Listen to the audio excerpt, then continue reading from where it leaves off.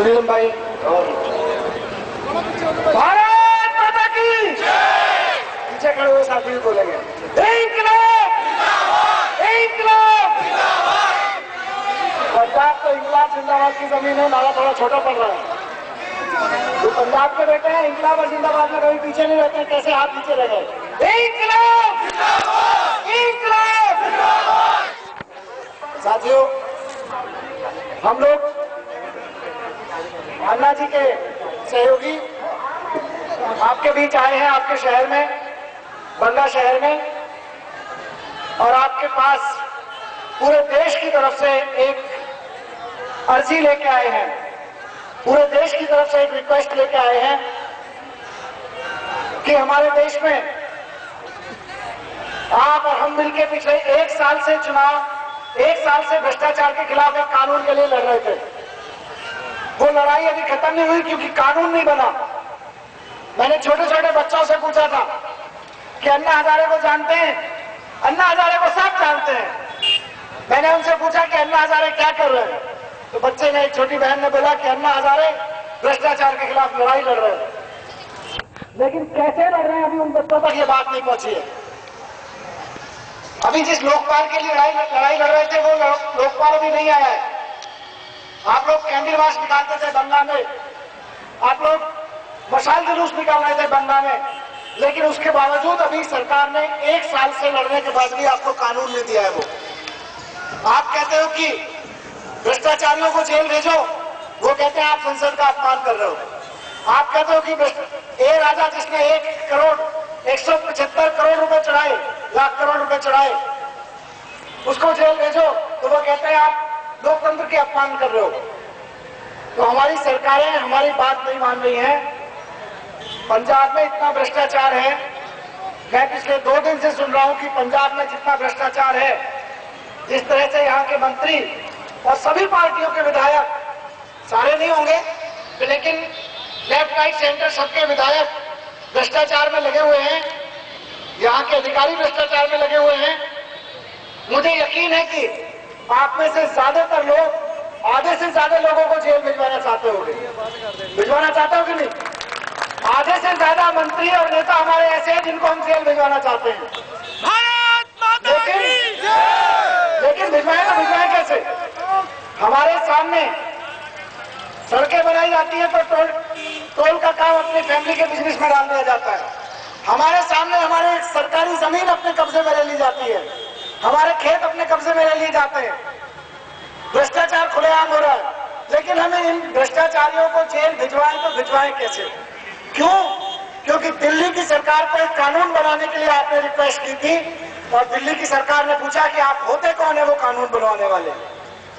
तो हम आपसे ये निवेदन करने आए हैं पूरे देश की तरफ से कि आपके पास मौका आया है सरकार में बैठे हुए लोगों को ये बताने का कि हम होते कौन हैं। हम इस देश के मालिक हैं, हम मालिक होते हैं आपके, ये उनको बताना है। हम आपसे ये नहीं कहने आए कि किस पार्टी को वोट देना है, किसको नहीं देना।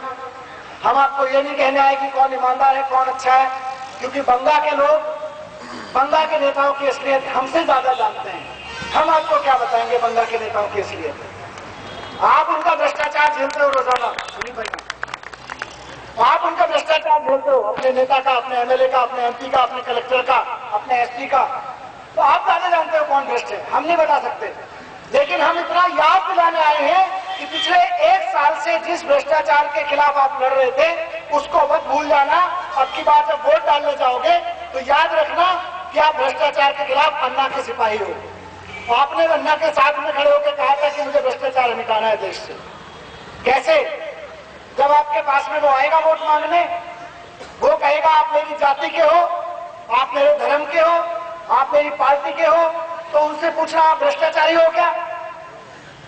और वो आपको पता है कुछ भी, वो कहेगा मैं तो संत हूं, पर आपको पता है कि वो भ्रष्टाचारी है कि नहीं है। तो भ्रष्टाचारी को वोट नहीं देना, 1 साल तक कैंडल हाथ में उठाना, अन्ना हजारे का 4-4 बार अनशन पे बैठना और आपका यहाँ बंगा में अनशन पर बैठना बेकार चला जाएगा। अगर अब की बार आपके इलाके से कोई भ्रष्टाचारी जीत के गया, किसी भी पार्टी का हो, हमें उससे मतलब नहीं है, पहली बात। दूसरी बात, अगर कोई कहे कि मैं ईमानदार हूं और आपको लगता हो कि मैं वो भी ईमानदार है, ठीक है आदमी, उससे पूछना कि तुम्हारी पार्टी ए राजा को जेल भिजवाने के लिए, पंजाब के भ्रष्ट मंत्रियों और चीफ मंत्रियों को जेल भिजवाने के लिए कानून क्यों नहीं ला रही है। उससे पूछना कि सीबीआई को लोकपाल के अंडर में क्यों नहीं ला रहे हो। उससे पूछना कि भ्रष्टाचारियों को पूरे जीवन के लिए जेल भिजवाने का कानून क्यों नहीं ला रहे हो। उससे पूछना कि भ्रष्टाचारी जो कमाई करते हैं उनकी कमाई उनसे छीनने का कानून क्यों नहीं ला रहे हो। ये कानून नहीं ला रहे वो लोग। कांग्रेस वाले लोग दिल्ली में ऐसा कानून नहीं बना रहे। हमने उनसे कहा था कि दिल्ली में ऐसा कानून बनाओ। सोनिया गांधी आपके बीच में आती है वोट मांगने, तो आपसे ये तो कहती है कि हम आपको 500 करोड़ की योजनाएं दे देंगे, लेकिन उस 500 करोड़ में से साथियों 499 करोड़ तो उनकी पार्टी के नेता और अफसर खा जाएंगे। वो हमें 500 करोड़ की योजना नहीं चाहिए, हमें चाहिए कि 500 करोड़ खाने वालों को जेल भिजवाने का कानून लेके आओ। बीजेपी वाले, अकाली वाले आपको कहेंगे कि हम भ्रष्टाचार के खिलाफ कानून लाएंगे, चिंता मत करो। आज बीजेपी ने, मैं अखबार में पढ़ रहा था तो बीजेपी वालों ने कहा कि हम लेकर आएंगे लोकायुक्त जैसा कानून। हम उनसे कहते हैं कि उत्तराखंड जैसा लेके आओ, जैसा अन्ना मांग रहे थे वैसा लेके आओ। ये जैसा से काम नहीं चलेगा। वो कहते हैं सशक्त कानून लेके आएंगे, मजबूत कानून लेके आएंगे। हम उनसे पूछते हैं कि मजबूत तो सरकार भी कहती है कि हमारा कानून मजबूत है, अन्ना का कानून लेके आओगे कि नहीं लेके आओगे, ये पूछिए उनसे पूछिए कि बंगा के लोग जिस कानून की मांग को लेकर सड़कों पर उतरे थे वो कानून लेके आओगे कि नहीं लेके आओगे। सख्त तो आपका बहुत देखा है हमने। बंगा के लोग जैसा कानून मांग रहे थे, अन्ना के लोग जैसा, बंगा के लोग और अन्ना के लोग अब तो एक ही बात है, अन्ना के लोग जैसा कानून मांग रहे थे वैसा कानून लेके आओगे कि नहीं लेके आओगे, ये उनसे पूछिए। क्योंकि वो वैसा कानून नहीं देना चाहते आपको। अगर वैसे देना चाहते होते तो पंजाब में तो उनकी सरकार थी, आ गया होता। जैसे उत्तराखंड में आ गया था वैसे यहाँ भी आ गया होता। और अगर वैसा कानून आ गया होता 6 महीने पहले, अगर वैसा कानून आ गया होता जैसा अन्ना हजारे और आप लोग मांग रहे हो 1 साल से, तो इसी सरकार के आधे मंत्री और आधे एमएलए जेल में होते। नहीं है क्योंकि वो एक कानून लेके नहीं आए। हम बीजेपी से पूछना चाहते हैं कि जब आप कहते हो कि मजबूत लोकपाल लेके आएंगे, तो हम क्या कांग्रेस जैसे ही मजबूत लेके आओगे जिससे भ्रष्टाचारियों को कोई सजा नहीं होती बल्कि आम आदमी को सजा होती है। हम कांग्रेस से भी पूछना चाहते हैं कि जब आपकी नेता कहती है कि हम 500 करोड़ का आपको पैकेज देंगे, 5000 करोड़ की योजना बुलाने में देंगे, तो वो कांग्रेस के अपने नीचे वाले नेताओं के लिए योजना है या आम जनता के लिए है? उनकी काली कमाई के लिए है या आम जनता के भले के लिए है? आम जनता के लिए भले के लिए होगी तो सबसे पहले उनको दिल्ली में लोकपाल कानून लाना पड़ेगा, तब हमको यकीन होगा कि हाँ कांग्रेस वाले भी गंभीर हैं, बीजेपी वाले भी गंभीर हैं। ये सिर्फ चुनाव में वादे करने से साथियों काम नहीं चलेगा। आपसे सिर्फ यही निवेदन करने आए हैं, इस बार जब वोट देंगे तो याद रखिएगा कि आपके पीछे जितने बच्चे खड़े हैं ना, इनके भविष्य के लिए वोट देंगे। ये छोटे छोटे से बच्चे खड़े हैं, इनको कल नौकरी करनी है, इनको कोई काम करना है, इनको किसी कॉलेज में एडमिशन लेना है, वहां आपको पैसा देना पड़ेगा। कहां पैसा देना पड़ेगा? उसी नेता के किसी रिश्तेदार की यूनिवर्सिटी में एडमिशन के लिए आपको पैसा देना पड़ेगा इन बच्चों के लिए। ये है भ्रष्टाचार की। आपकी जमीन, आपके खेत छीन के वहां यूनिवर्सिटी खड़ी करी जाएगी और उस यूनिवर्सिटी में पैसा देने के लिए आपको, जब आप अपने बच्चे को एडमिशन कराने के लिए जाएंगे तो पैसा देना पड़ेगा। तो आवाज उठानी है भ्रष्टाचार के खिलाफ। ये चुनाव है, इस चुनाव में आपके हाथ में कोई हाथ पूरे बंगा में ऐसा ना बचे जिसके हाथ में चुनाव की स्याही न लगी हो। क्यों?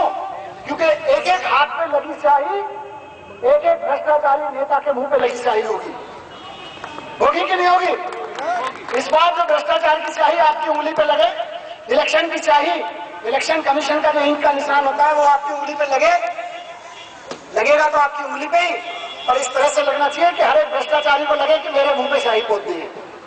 इन बच्चों के भविष्य की खातिर जो आपने पीछे खड़े कर रखे इस वजह से लिए, इन बच्चों के जीवन में फूल बरसाने हैं साथियों। उनको, इन बच्चों को अगर भ्रष्टाचार झेलना पड़ा, आपकी सारी मेहनत बेकार चली जाएगी। आप इतनी मेहनत करते हो इन बच्चों के लिए, वो सारी मेहनत बेकार चली जाएगी अगर भ्रष्टाचारी जीत गया तो अभी 1 साल से मौका आया है। आप और हम लोग सोचते थे पहले कि इस देश में कुछ नहीं हो सकता, अब यकीन हुआ है कि कुछ हो तो सकता है। अभी हुआ नहीं है तो भरोसा तो हुआ है। आपके बंगा में आंदोलन की वजह से देश की संसद को 2 बार बैठक करनी पड़ी। पड़ी, विशेष बैठक करनी पड़ी, सैटरडे के दिन बैठक करनी पड़ी आपके आंदोलन की वजह से। उस आंदोलन की वजह से कोई भ्रष्टाचारी जीत न पाए, ये आपकी जिम्मेदारी बनती है।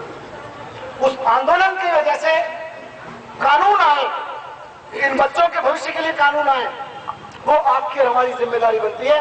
इस चुनाव में ये याद रखिएगा कि 30 जनवरी का दिन बहुत ऐतिहासिक दिन होने वाला है।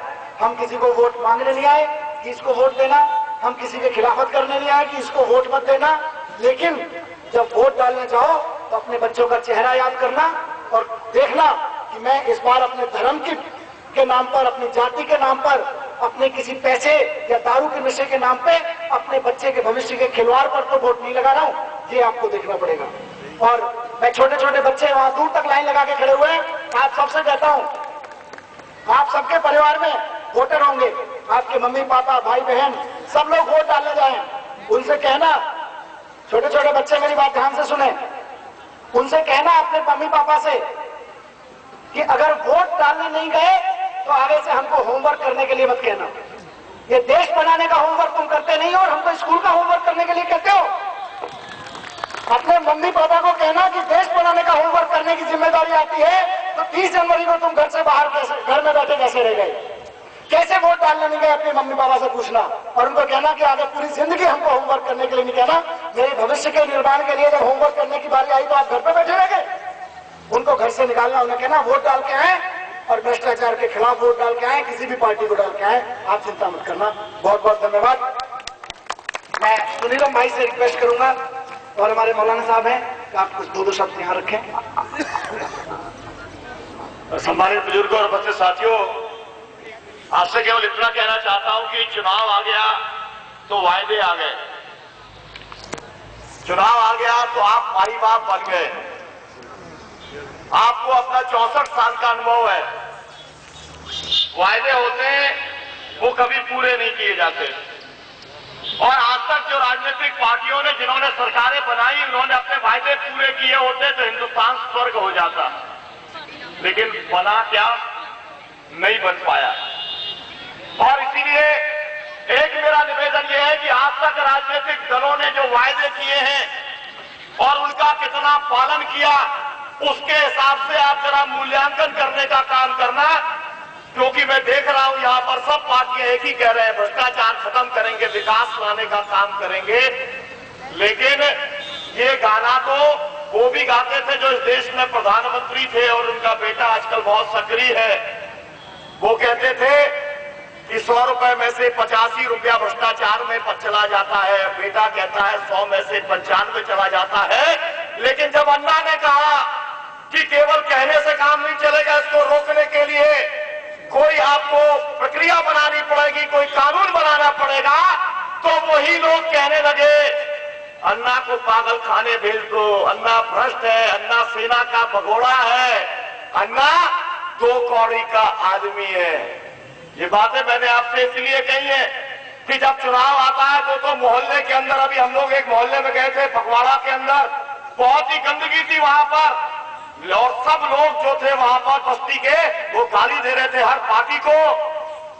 लेकिन उनसे जब पूछा कि आज तक जितने चुनाव हुए, कहा कि जी हर चुनाव में आते हैं और वायदे करके जाते हैं, फिर कोई उन वायदों को पूरा नहीं करता।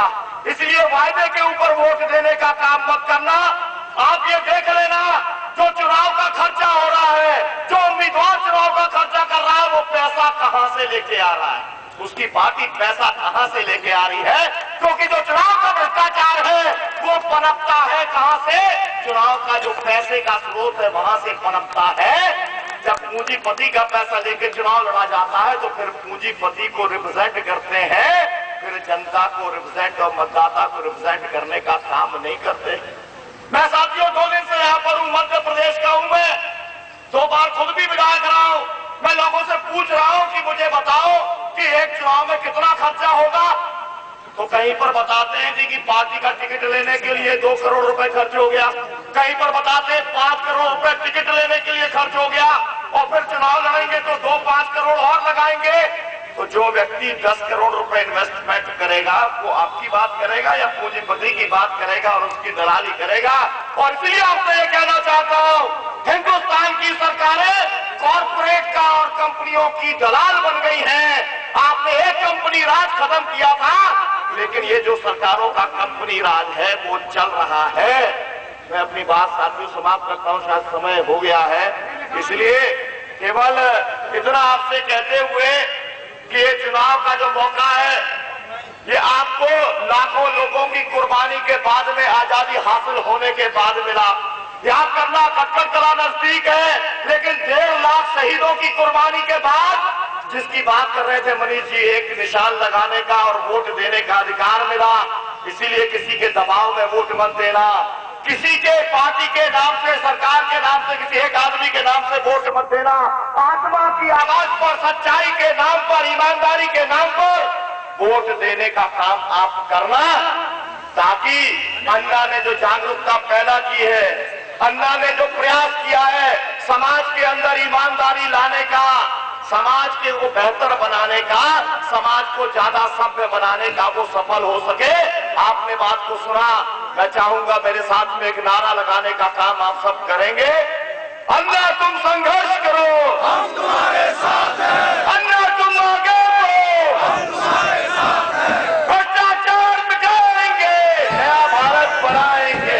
भ्रष्टाचार मिटाएंगे, और भ्रष्टाचार मिटाएंगे, नया पंजाब बनाएंगे। भ्रष्टाचार मिटाएंगे,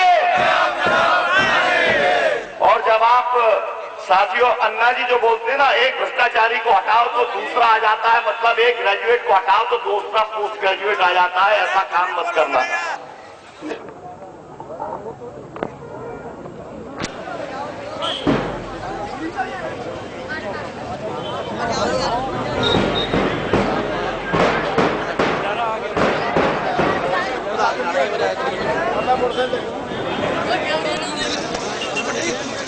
हाँ जी, पता करिए कोठे में लेके आए अपने पढ़ देंगे पर ना पढ़ते करें फिर